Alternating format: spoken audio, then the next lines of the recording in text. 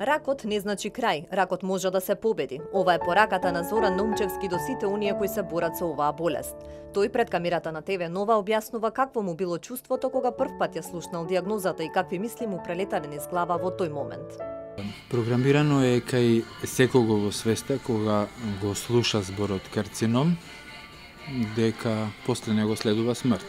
Сите искуства од околина, од средина, подразбираат после карцином дека следи смрт. Не си свесен што те чека во моментот. Настанува то општа узбуна во целиот организам, се нас изгледа страшно. Сепак вели дека се трудел да ја свати болеста како уште еден предизвик во животот кој треба да го надмине. Најголема мотивација во борбата со ракот му било ветувањето што му го дал на синот дека ќе успее да се избори и токму тоа и го сторил. По бројните терапии и долгото лекување денеска тој е во добра здравствена состојба. Сега доаѓа на редовни контроли во Скопје. Но од целото негово искуство низ ходниците во македонските клиники вели дека во здравствениот систем недостасува психолошка поддршка за пациентите кои се диагностицираат со рак. Потребата од психолошка поддршка во моментите кога го дознава што е примарна. И сметам дека во државава недостасува таков тип на психолошка поддршка, токму заради она претходното што го кажав, дека информацијата за рак, дека имаш рак, звучи болно и трагично. Недостатокот од психолошка поддршка на пациентите со карцином го потенцира и Билјана Цветановска, која и самата во 2009 година била диагностицирана со рак на грло на матка.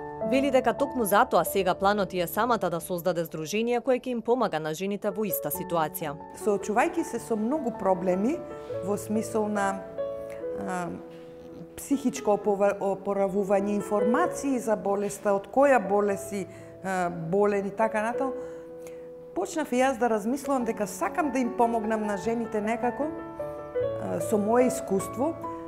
Планирам некако да отворам некоја невладина или женска организација каде ќе бидат офатени сите жени, да речам на локално ниво, пошто Скопје нас ни е далеку за одење на такви средби или терапии. Во 2013-та Билјана добила и рак на дојка. Која ја разбрав диагнозата, цел ден не можев од кревет да станам буквално. 300 мисли. Готова сум, ќе умрам втор пат, трет пат, не е битно. Меѓутоа, од утре дента реков, вака не оди, стани да си бараш чарето. Билјана чарето си го нашла во изработката на украси. На тој начин сега си го пополнува времето, но вели дека и духовно ја исполнува и ги отргнува мислите од болеста. И двајцата наши соговорници велат дека во секоја ситуација има и позитивни и негативни страни. Болеста ги променила како личности и ги научила на неколку важни лекции во животот. Поуката од таа борба со таа болест, многу повеќе го цениш она што го имаш и сваќаш дека животот е дар и животот е денес, само еднаш.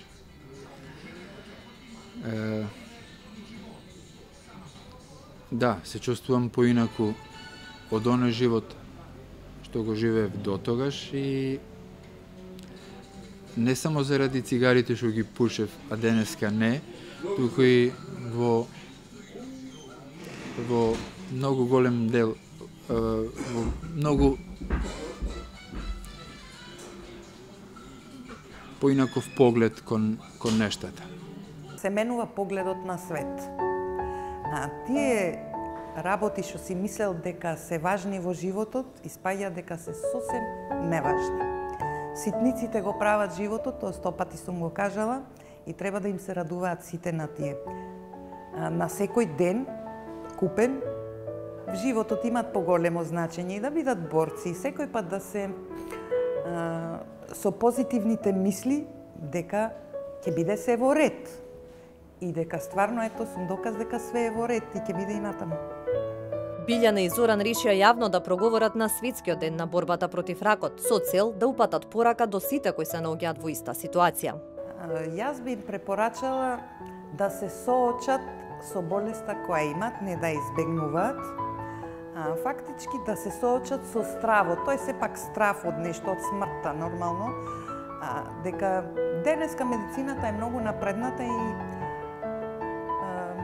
постои лек нормално, ако е во почетната фаза, незаостаната, затоа би препорачала редовни прегледи, еднаш годишно. Мојата порака до сите оние кои што овие денови ја примаат таа лоша вест, им порачувам дека рако не значи крај. Рако е борба и почеток на нешто кое што може да се победи.